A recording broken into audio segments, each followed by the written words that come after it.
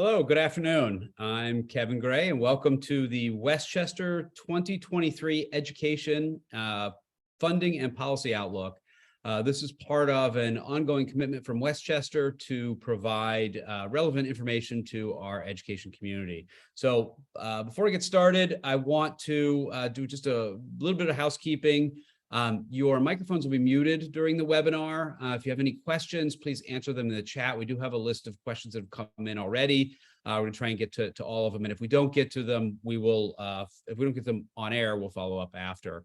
Just a quick bit about who Westchester is. So Westchester Education Services is a division of employee-owned Westchester Publishing Services. We are a full-service product development vendor working with many companies who develop educational materials and curricular materials for the education space. We're headquartered in Dayton, Ohio, and have offices throughout the US and the world. And as a full service developer, we can offer content development, art, illustration, media management, production design, and project management, either turnkey or on an a la carte basis. But what I really want to do here is introduce our speaker for today. So our speaker is Jay Diskey, who is from Diskey Public Affairs. You may know Jay most likely from his time at AAP, where he led the education division. But Jay, I'll cut over to you and let you introduce yourself, give a little more context about who you are and where your perspective is coming from. Well, thanks so much, Kevin. I really appreciate the opportunity to be on the webinar and present with you. And thanks to Westchester Education Services and the other staff that made this happen. As Kevin noted, I was with the American Publishers Association, led the education division for about a dozen years. As part of that, I also was the chair of the International Publishers Association Education Committee, which is based in Geneva, Switzerland, and did a lot of work on the committee for, goodness, about 8 years. Prior to going to AAP, I served as a senior staff member in the U.S. House of Representatives on the Committee on Education and the Workforce, which obviously is involved in authorizing all sorts of education programs, both at K-12 and post-secondary level. Earlier in my career, I was the special assistant to the U.S. Secretary of Education at the U.S. Department of Education. All told, I have been involved in education, communications, and policy for about 35 years, and still enjoy it. So. Very, very impressive. We're very glad to have you here, Jay. Thank you. So we're going to kind of dive in. We have 3 topics that we want to cover today. The K-12 funding overlook, our outlook, what's coming up for adoptions in 2023 and 24, and what other major headlines folks may be interested in. We'll leave about 20 minutes, like I said, at the end for question and answer segment. If folks are interested in doing a deeper dive, please check out our podcast, Westchester Words, where Jay recently did an episode. Or if you'd like to speak with either of us in person, Jay and I will be doing a panel at the EdWeek Market Brief Summit in Dallas on November 3rd, and we hope to see many of you there.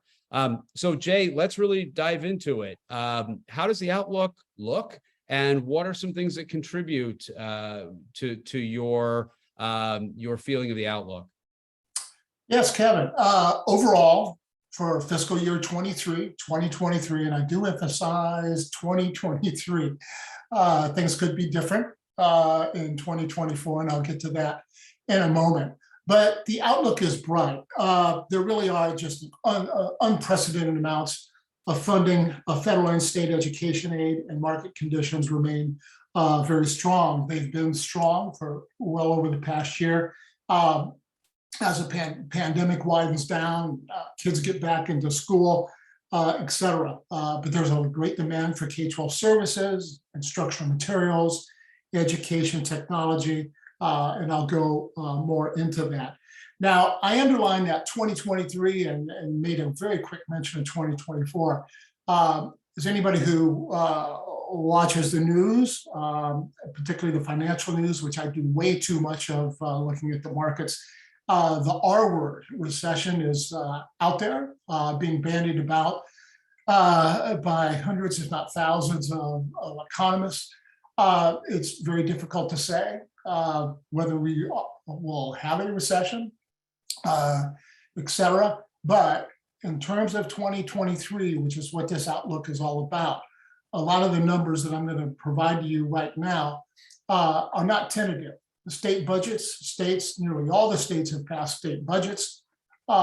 Most passed those by June, so they went into effect on July 1, which is typically the start of the fiscal year running through June 30th of next year. I think all but 4 states passed budgets that start on July 1st. So we're already into the start of second quarter. And again, 2024 could bring other things. There are, in addition to the R word, recession, there is some continued talk about obviously enrollment declines, which public schools have experienced some of those.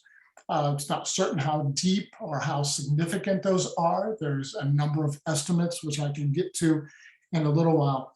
But back to the good outlook for 2023 and perhaps into part of 2024 or longer. And I'd like to just start with the federal education stimulus. It continues to flow through the states. In response to the COVID-19 pandemic, the United States Congress in 2020 and 2021 approved funding to support school reopenings and learning needs, public health needs, et cetera. The K-12 education sector alone received approximately $190 billion in 3 major tranches or through 3 major bills. The first one I'm sure you've heard of, which was called the CARES Act, that was approved in March of 2020. March of 2020. The next major one occurred very late in 2020, December 27, 2020. Oh, by the way, let me just back up a little bit to CARES. The K-12 funding at that point was $13 billion. The next one, the Consolidated Appropriations Act, in December, that was $54 billion. And these are huge amounts. And then in the spring of 2021, along came the American Rescue Plan, which is the President Biden's package. And that put forward an astounding approximately about $130 billion for K-12. Most of it will go to school districts, about 120. So all told, that adds up to about $197 billion in education stimulus. How big is that amount of money? Think of it in these terms. The average federal spend on K-12 education is around 42 billion. And that's from the US Department of Education. There are some other monies that come into play, but again, think about that, 40 billion, and here we are approximately with 197 billion going to primarily school districts, but also the states have some of the funding. So it's a huge amount of funding. And then I'll leave you with one other very large number. If anyone is wondering how much is spent per year on K-12 education in this country. From all sources, it adds up. The most recent estimate in 2020 was 860 billion. It's approaching $1 trillion a year. So again, here you have 197 billion that has to be spent in a relatively short period of time. And we'll talk about that in a few minutes. I mean, the clock is ticking. All the funds must be dispersed by September 30th, 2024. There's a lot of talk about a fiscal cliff, and Kevin and I will get to that in a little while. Now that's the special, think of that in terms of the special funding, the education stimulus and relief funding. And Jay, before you go on to that, one thing that we talked about, that last tranche, right, of 130 billion, a lot of that hasn't been spent yet, has it? No, it has not. As of June 30th, the official figure was around 15%. Now, it has certainly increased as schools have reopened for the academic year, but the number has not jumped, incredibly high. Right now, when thinking of what's been spent, the CARES Act, the department recently said on September 29th that 96% of the CARES Act monies have been spent. And again, there was an expiration date of September 30th, 2022 for those funds. It rises obviously with the second package, the Consolidated Appropriations Act. So the school districts and states are moving through this money and spending it on the things that they're allowed to use it on. And there's a variety of allowable uses. Obviously, learning recovery to address academic loss during the pandemic is very high. There's a priority placed on that. There's also monies are to be directed to students very much in need, disadvantaged students, English learners, special education students, homeless students, but they're not the only students benefiting from this. All students are benefiting from it, but there's just a special emphasis placed on the allowable uses that I just said.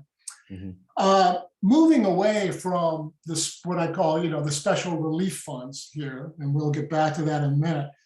Another big point is that the annual allocations are also on the rise. This is bullet point 2. As historic levels of the federal education stimulus have flowed to the states, so has greater amounts of long-established K-12 increases. Year-over-year increases, for example, fiscal year 21 over fiscal year 2022. For example, Title I funding for disadvantaged students is up around 6%. Education, special education funding is up 3.6%. Career and adult funding is up around 10%. Now, I know these percentages sound kind of small compared to the numbers we were talking about with education stimulus, but it's kind of unusual for some of these programs to have increases like that over the course of a year or two. Usually the education levels, in some years they've just been static and there's no growth at all. Other years it's just an incremental increases to cover, for example, greater student enrollments, which is not the case at the moment. So these annual allocations are on the rise. The Biden administration has made a lot of commitments and continues to roll out a lot of different budget proposals. Now, what's happening in FY23, the year that I keep talking about here? The federal fiscal year started on October 1. Unlike many of the states, the federal government has a fiscal year that starts on October 1 and goes through September 30th. Guess what has happened? No surprise. The various funding appropriation proposals have not completed, have not crossed the finish line. So Congress does what it typically does in the fall at the last minute, September 28th, 29th, 30th, it passes what's called a stopgap measure or a continuing resolution, which is exactly what Congress did in late September. And they have put in place continuing resolution or stopgap until December 16th. And this allows the Congress to sort through things as they do several things. All of the House is running for re-election. So members are on recess and won't return until DC until mid to even late November. And a good chunk of the Senate is out as well, I think around a third. So Congress will return and at some point go through what is usually a highly contentious set of negotiations. And it is not unusual for Congress to kick the can again several times, sometimes just for a couple of days or a couple of weeks. I think that they would certainly like to get it done before Christmas, but in years past, you've seen the worst case scenarios where the government is shut down for a brief period of time or even for weeks at a time. So last thing I'll say about this is, well, what happens during that period of time? Or do schools just not receive funding while the stopgap measure is in place?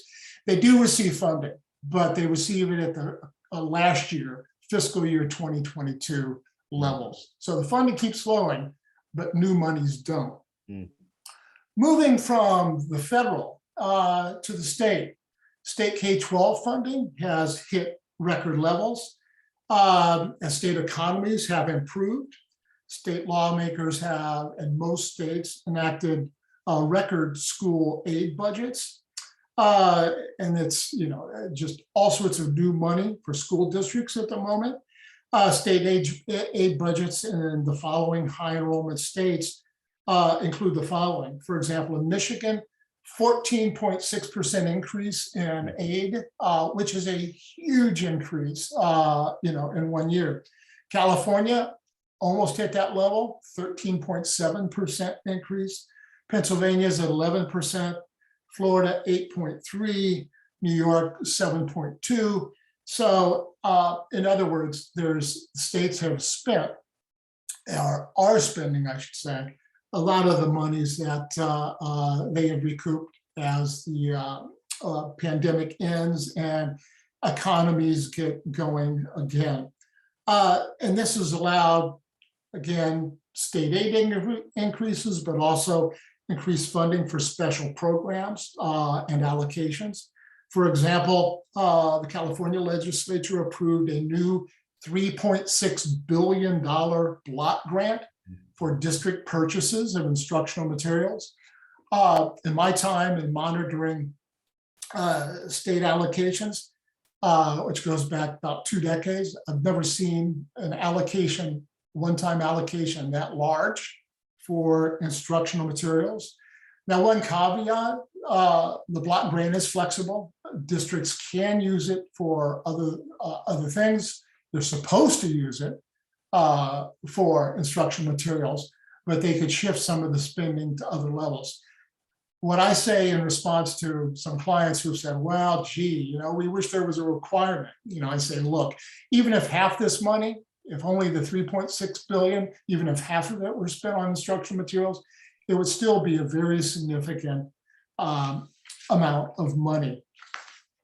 The last thing I want to talk about, well, not last thing, but the one other major point. Go ahead. I'm sorry. Oh, no. Yeah, those companies that keep an eye on what's called state instructional materials adoptions.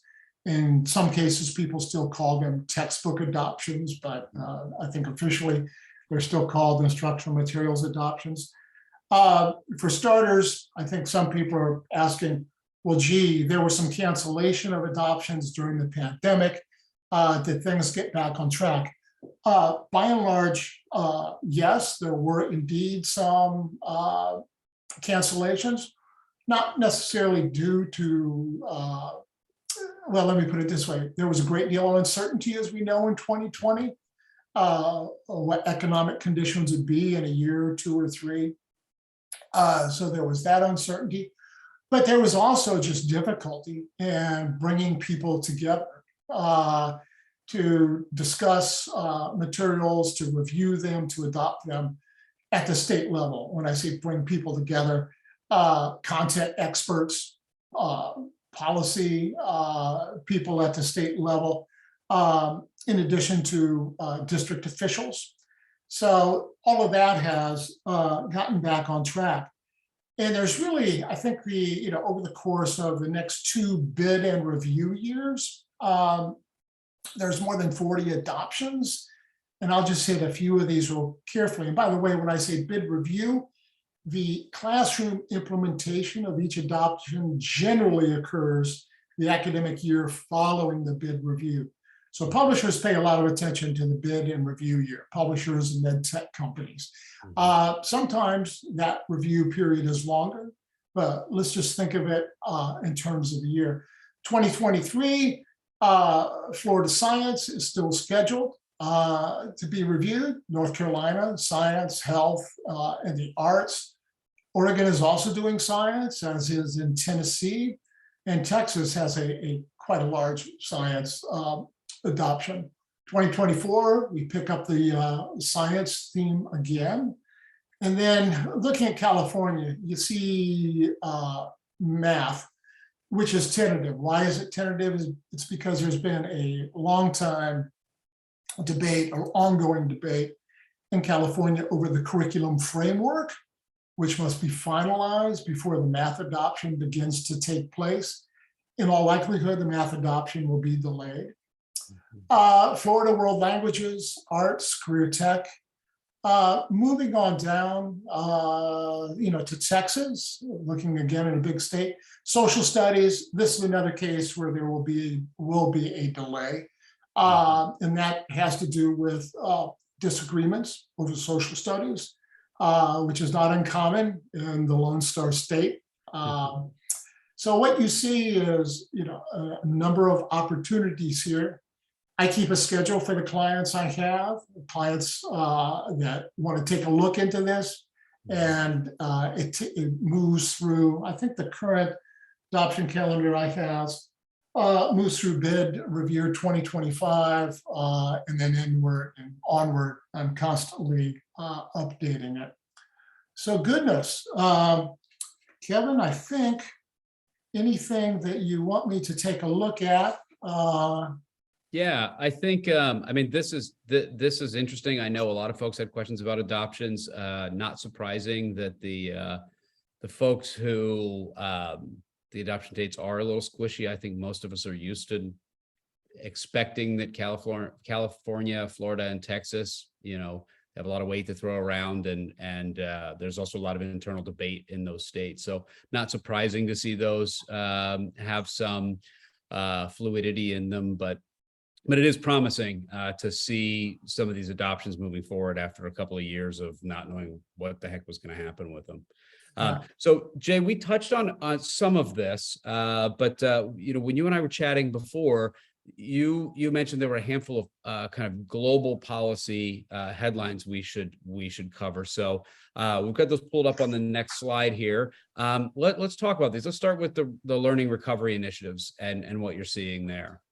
Yeah, thanks, Kevin. As I mentioned when we were talking about federal stimulus, a priority is placed in with the federal stimulus and relief funds on learning recovery. I think we've all seen various press reports, for example, on how many weeks, if not months, students lost during the pandemic. Many of you, I'm sure, saw the NAEP scores, National Assessment of Education Progress, and they weren't very good at all. For the first time in, I believe, 32 years, NAEP scores went down. So the first time since the early 1990s. NAEP scores at K-12 and English, ELA, and math have been in a long, slow climb upward, but they took a hit during the pandemic. The learning recovery initiatives are designed to support that.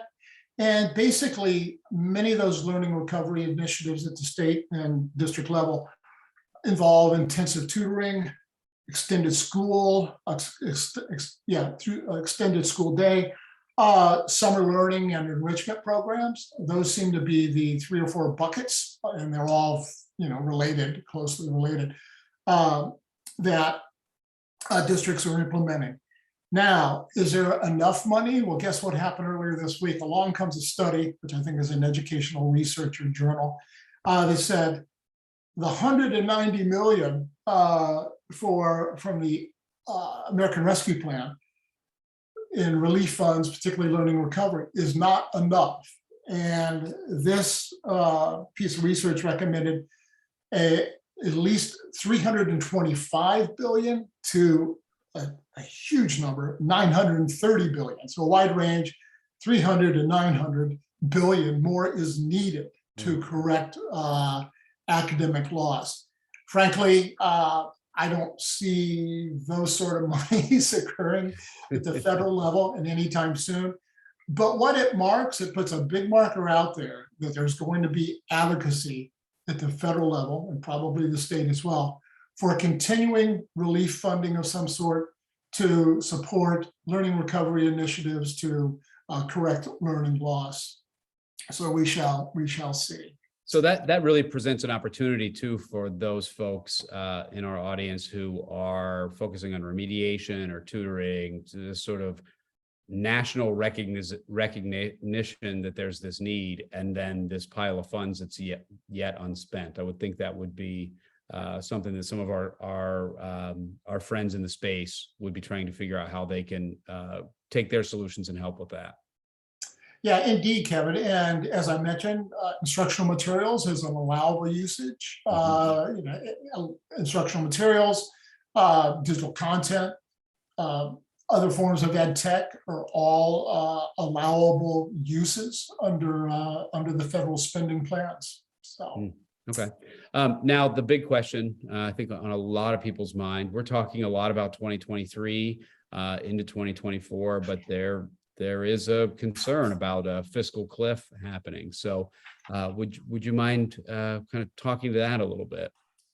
Yeah, indeed. And just like the word recession, there's endless debates on the term fiscal cliff when it comes to this education stimulus. You recall that just moments ago, I talked about kind of the three big buckets of the education stimulus funding: CARES, Consolidated Appropriations Act, and now the American Rescue Plan. Each one of those has a deadline. The first one, CARES Act, those monies were to be obligated, basically committed and allocated by September 30th, 2022. The second group, second tranche, that is set to expire in 2023, September 30th, 2023. And then the American Rescue Plan. And again, not a lot of it's been spent. But that is supposed to expire September 30th, 2024, which of course begs the question, can these deadlines be extended, particularly the American Rescue Plan? Congress would have to act, and I'll get more to that in just a second, because I know that I'm sure some people watching this that says, well, goodness, I just saw a headline recently that's saying that the U.S. Education Department did grant some extensions. There's been two developments. One recently occurred toward the end of September, where the department said, okay, you do have some time to liquidate your remaining care funds, but keep in mind, it was not a lot of money. 96% of the CARES Act has been spent.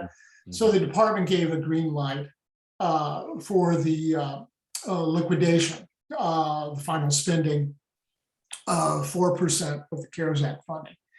Now, in terms of another extension, there was guidance put out by the U.S. Department of Education in May about whether there might be any extensions. And what came back from the department was a guidance letter that said, in the case of capital spending, for example, new HVAC systems, whatever, something like that, there will be some extensions really based on things such as supply chain shortages.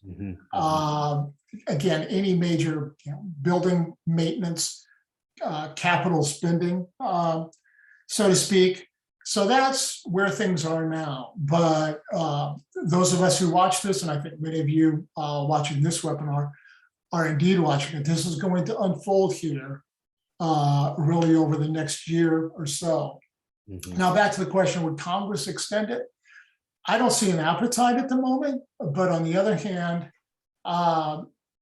as the so-called fiscal cliff approaches in September 30th, 2024, I think members of Congress, which tend to do things at the last minute, will probably hear a lot more from their constituents, teachers, school board members, superintendents, about the need to do this. And there'll be more and more advocacy and surveys, et cetera, regarding these things.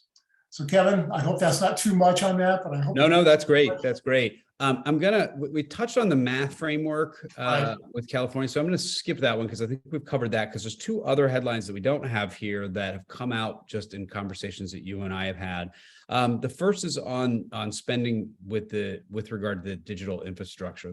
That does seem to be a priority. Would you talk to that a bit? Yes, indeed. The three packages that I mentioned, the education stimulus, all also put a priority on broadband infrastructure for schools. So those monies are still there. It has led to schools of all sorts, public schools of all sorts in all areas, whether low-income areas, but also in urban cities, but also rural areas, to really up their game in terms of infrastructure. It amounts to a huge amount of spending, and I won't go into the numbers. But in addition to that, along came President Joe Biden's infrastructure bill, which, guess what, has huge amounts of funding for new broadband connectivity in communities nationwide. So, yeah, those funds are being dispersed and spent at the local levels. It amounts to the biggest broadband infrastructure improvement in our nation's history. So it really is astounding to what's going on. Schools, colleges, community centers are all benefiting in various ways. State and governments are upping their game, so to speak, in terms of infrastructure. So that is just another record amount of spending among many other records. Excellent. So yeah, it sounds like I see why your outlook is positive. There's just a lot of money flowing to a lot of different areas that have frankly been traditionally underfunded. And so it's nice to see that funding going there. Last but not least, in terms of policy, accessibility is something that has been a big deal in education. Again, with the idea of addressing needs that have been had priorly been not addressed well. You mentioned that you're tracking on some changes in the accessibility sphere as well. Would you speak to those? Yeah, thanks, Kevin. Yeah, I've done over the years quite a bit of work in accessibility in the education arena. One thing I wanted to put on everybody's radar screen, if they haven't seen it already, but the Biden administration is placing an emphasis on the web content accessibility guidelines. 2.1 AA, I think, is the latest version. In other words, they want web pages, potentially school district web pages, to comply with those new guidelines. In turn, assuming that there are new regulations in this, and I'll get to a timeline in just a second, this could very much impact a wide range of publishers, tech companies, content developers, particularly with older product, or if they're just not making new product accessible. There's been a number of accounts in various legal journals, in news feeds, regarding DOJ's attempt at doing this, which, by the way, the Barack Obama administration pursued, but simply found it difficult to get to. So that is on the radar screen for 2023, and we'll see where that goes. Excellent. All right, I want to hit some questions that have come in. Just more housekeeping here. If you have a question, mics are off, but you can use the QA or the QA feature through Zoom. We do have a list of these that have come in prior, so I'm just going to start banging through these. So, Jay, one of the questions that came in is if you could address how the current funding in the three stimulus packages affect three specific areas. And I think you touched on these a little bit, but I think it's worth diving into. And that would be around early childhood education, special ed, and then what this question asker termed DEI populations, and they clarified that by meaning particularly English language learners and low-income families. Yeah, thanks, Kevin. Very quickly, when I hear the three groups, early childhood, special education, and DEI populations, as I mentioned earlier, the stimulus funding has a high priority in reaching populations such as English learners, students from disadvantaged communities, also children with disabilities and homeless. The funding is for the K-12 level, so the kindergarten part of early is in there. And I would think that TK, transitional kindergarten, maybe as well. I'm not entirely sure about early childhood education. A lot of that is left to the states to do. So I think probably what we are seeing is some states are taking steps in that direction, others may not be. Now, obviously, there's Head Start, which is a federal which, as you all know, is a federal program. There have been some good increases in that. But again, I'm speaking to those education programs that form part of what's allowable uses. So right there, more or less hitting the priorities outlined here. But early childhood, not to the extent of the other populations. Yep. And I just saw in the chat, someone asked a follow-on question about this. What do funding and spending levels look like for career and technical education? Another kind of sphere within this space. Yeah. And I think I maybe made a quick mention of career and adult tech a short time ago. It received a 10% increase, FY21 over 22. More than double what Title I did. And this is probably the most significant increase that the Perkins Act, so to speak, has had in quite some time. I've never seen an increase that big. So the funding level looks good. Looks very positive for career tech, and we're talking, annual allocations. Now, in terms of education stimulus is allowing monies to be spent, on the big area K-12 education programs, Elementary and Secondary Education Act, which now goes by the Every Student Succeeds moniker, IDEA, students with disabilities, Perkins Career Tech, et cetera, and there's some adult programs as well. So I think career tech is having and probably will have some good years here. Good. Another question, sort of changing pace a bit here. Are we seeing local educational agencies pausing on purchasing additional educational materials with the deadlines coming up? For example, the first release of COVID funds expired in September 30th of this year. And so are these agencies being affected by the rise in inflation, and how is that impacting spending with the companies?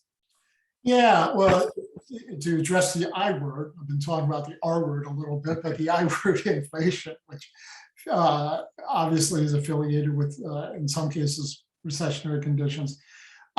Certainly districts are being hit by inflation. Everybody is. I've seen a few estimates of saying that fixed increase inflation at the district level is between 7% and 10.5%. So keep in mind that it's so difficult to get any real quick data on this. We live in a world that's used to real time or data that's close. In a lot of cases, it takes a year or two to find out what really happened in some cases, but certainly districts are being impacted. Now, to what extent are publishers and ed tech companies being impacted?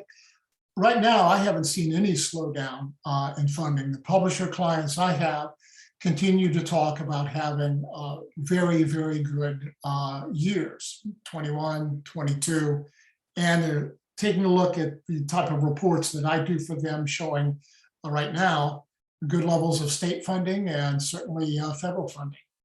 And do you think, this was another question that had come in, do you think that the schools themselves are starting to experience some technology fatigue? Or do you think that ed tech in classrooms will continue to grow based on what you're seeing? Yeah, again, very good, very good question. I think there clearly is fatigue. I think, this is where it gets into a state by state or even district by district story of how well have teachers been trained? Were they all of a sudden, cast into doing remote learning? Clearly, I think that there's an appetite of wanting to return to, in-person teaching and learning. Has the fatigue actually put a damper on, district appetite for ed tech? I don't necessarily think it has. It would not surprise me if it's happened in some areas. I kind of look for, a good survey from Diskey or some other organization to put some data out on that. Right now, all I have is anecdotal, so I hope that helps, though. No, I think that's good. One of the other things that we saw in the pandemic, so we talk about, particularly the technology and addressing that, but SEL was a big topic as well, social emotional learning. And so somebody has asked, are the details regarding the materials that school districts might be looking for from publishers and ed techs to support student learning requirements? And I think because they've tagged SEL, I don't think they're thinking so much about standards-based or kind of that remediation and intervention, but really more that social emotional learning component. Yeah, certainly. SEL has certainly grown in recent years, as many or most of us know. At the same time, it has been one of several topics that has landed in the crosshairs of state lawmakers that have questioned how various type of SEL assessments, how the information is being used and whether it's appropriate, et cetera. This comes amid and is part of what occurred this year, which was well over 100 state bills, proposals that calling for parental rights in education, asking for certain types of content, critical race theory content to be removed or banned, also questioning SEL. Many of these bills also requested parents' rights to review the material and file grievances, even against individual teachers. Now I say more than 100 bills. I think it was largely about 15 or 17. I'm sorry, I have the exact number. I spent a lot of time tracking that for clients earlier in the year, going state by state and looking at the bills. But I think there's about 15 or 17 states that passed legislation. And not only on the topics I talk about, but LGBT content, for example, was part of this. So Kevin, back to the question, SEL was part of the parcel of topics that got pulled into, frankly, the cultural wars. And we'll see where that goes, in the future. And are you seeing, what are you seeing with your clients in terms of how they're responding to these new laws and regulations? Yeah, I think, first of all, they're becoming aware of it. I began notifying my clients, my K-12 clients of this, probably a year and a half ago when this wave first started. And there was a little bit in 2021. And then again, many, many more bills in 2022.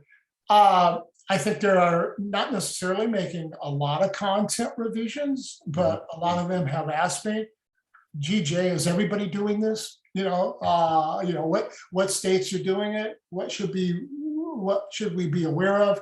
And if a bill does pass in a state, how should we react? So it's on the radar screen. I think it's something that content providers need to be sensitive to. But Kevin, I haven't seen publishers that necessarily have just made all sorts of decisions to redevelop content at this point. But I think there's growing sensitivities to what might have to happen. There is one state, Florida, that's gotten very active and asked math, the publishers that were accepted for the math adoption to make changes in books. So that's already occurred in Florida. And that could be coming in a few more states. Yeah, and in fact, actually, we've been tracking on this as well. There was a Ed Week article a few weeks back, in which I spoke to one of the reporters there about this very question: what are we seeing changed? And so Westchester works with a lot of publishers and ed tech companies, so we did some surveying of our client base and saw that, by and large, they were figuring ways to hold their ground. There might be some language change if there are specific words that are called out in a bill. Some of the publishers might be changing some of the words so that they're not explicitly saying some of the things that aren't allowed, but they still seem committed to addressing many of the concepts, which we saw as very, very positive. A few publishers kind of trying to at least understand what their products might include that might be an issue for some of these states, but very happy to see that the publishers are really thinking about the students and the material the students need, and trying to figure out how to kind of balance both of those worlds. So our read of it really jives with yours. Good. Yeah. A couple more questions here. Sure. We're talking, so we talked a bit about sort of the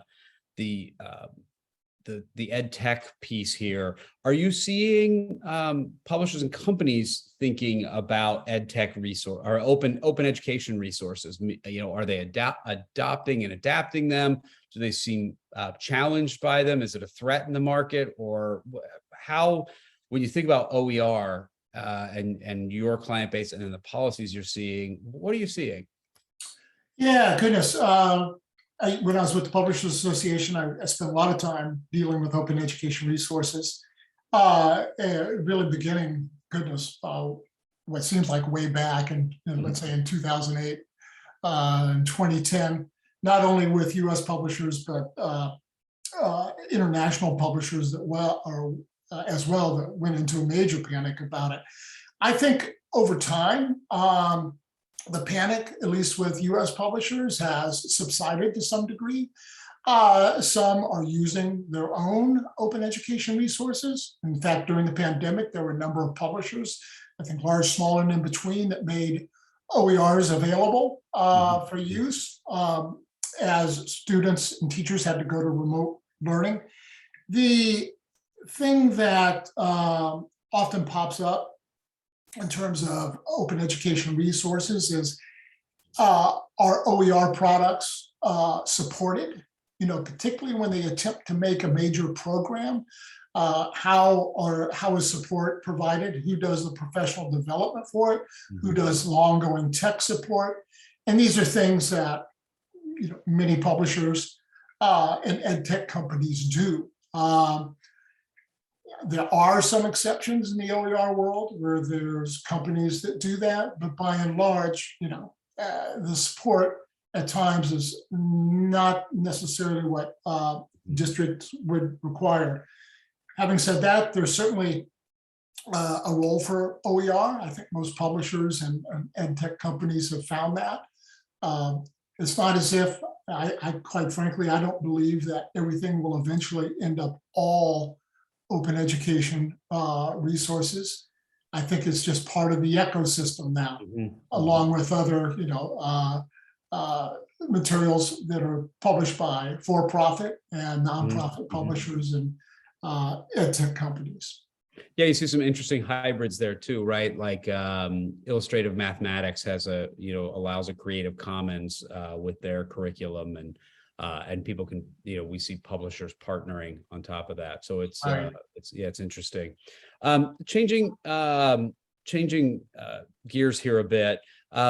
We're talking a lot about K-12 funding here, but some of the folks in the audience and some of the folks that we work with, their programs extend beyond grade 12.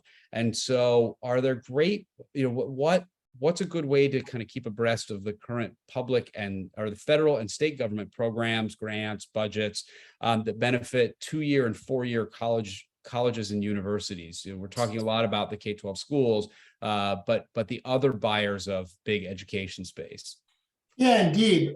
Just real quickly off the top of my head, there's obviously sources like the U.S. Department of Education, which has extensive data available. May not always be in the format that someone desires or wants to see, but it's there. It often does require an understanding of the congressional process, and are you looking at a number that's proposed, or is it approved and been enacted, et cetera? But there's the U.S. Department of Education. Another great resource is National Center for Education Statistics, which is an arm of the U.S. Department of Education. It's been around for decades and decades and puts out a lot of great information. Again, it is usually a couple years old, and the reason for that is because they collect very good data, and it takes a while to put the data sets together and get it published. In terms of enrollment and persistence rates, one website I look at, this is the last one that I will mention, the National Student Clearinghouse. I think it's studentclearinghouse.org. They put out very, very good reports on enrollments, persistence, et cetera. It's a source that a lot of administrators in post-secondary, both 2-year and 4-year, take a look at. We have excellent quarterly reports on trends. So again, the National Student Clearinghouse. This stuff gets you started. When you want to take a closer look at the states, it's kind of a different issue altogether. Here I'm talking about federal and or national trends. States gets to be very detailed and sometimes very hard to grasp, but you may want to take a look at NASBO. NASBO, National Association of State and Budget Officers. NASBO.org has wonderful material and forecasts, but again, it often may lag the time period that you're seeking. But again, it's certainly very good annual data. Good. We've got 2 more questions here, and then we'll need to wrap up. Yep. The first is, we talked about different ways that that students were being supported, particularly with the learning loss. Can you talk a little bit about funding for instructional coaching? What does that look like? Is that falls into some of the buckets we were talking about, or are you seeing a big rise in interest in funding and policy around instructional coaching? I think it would fit into the bucket. One of the things I'm often asked by clients and potential clients is, we do this, is it permitted under the CARES Act or the American Rescue Plan? And the stimulus plans, including American Rescue Plan, it's very broad, it's very flexible. It's remarkable how few, prescriptive things are outlined in it. I don't recall instructional coaching being mentioned at any point, but on the other hand, I think it's certainly part of what language you do see about instructional planning, professional development support, et cetera. So I think that there's room for coaching, but you don't necessarily see it in black and white. Okay, good. Last question is a very specific one, but I think we can, you may be able to give a more general answer to this. This person's wondering about market sizing for specific subject areas. So, and specifically wondering what the market size for biotech in high school or college is, and data around health science education. But we might generalize that a bit to say, if you don't have that specific answer for those markets, what are resources people can use to find that data? Yeah, market sizing is tough. Frankly, that's one area that I don't do a whole lot of work in. Although a lot of the state data, for example, state appropriations data, funding data, can feed into that. But in terms of those areas, biotech, I don't think I've ever seen a market size on biotech. I've certainly seen it on middle school and high school biology. and other science subjects, and I think maybe health as well. Uh, I told myself I wasn't going to give, a commercial to anyone. But I think I will mention one in this case because the market data, that sort of data is hard to find. But SIMBA information continues to put out support various reports regarding market data. And over the years, SIMBA, I think, has been known as a very well-established company. So, Kevin, I hope that helps, and I hope you don't mind. I didn't envision giving any vendor a shout out, but I thought I would because they're kind of hard to find. Yep, no, that's fine. Simba does good work, so no problem there. So I think that's it. We've covered the questions. We will be sending this webinar out as a recording with answers to the questions and some related material. As a reminder, you can dig into the Westchester Words podcast to hear an interview with Jay that touches on some of these topics and others. And Jay and I will be at the EdWeek Market Brief Summit November 3rd. So last ask I have of folks is really of the audience. Tell us how we did. Let us know. You'll see a survey here, or there's a QR code. Let us know how we did, and particularly, did we cover the topics you were looking for? And let us know what's important to you. So as we're thinking of the next webinars, we can make sure we're targeting them to, really hit some of the concepts that folks are concerned about. And then finally, when you get the deck, you'll have my email address. If there's a way that Westchester can help, or if there's a way that Jay can help, let us know. Happy to put folks in touch with Jay, and happy to see if there are ways that we can, that we Westchester can help with your product development. So thank you all. I appreciate everyone being here. Thank you very much, Jay. Thank you. Really appreciate your expertise. It's always wonderful talking to you. It's always very enlightening, and I look forward to our conversation on November 3rd. Indeed. Thanks so much, Kevin. Yeah. Take care, everyone. Bye-bye. Bye.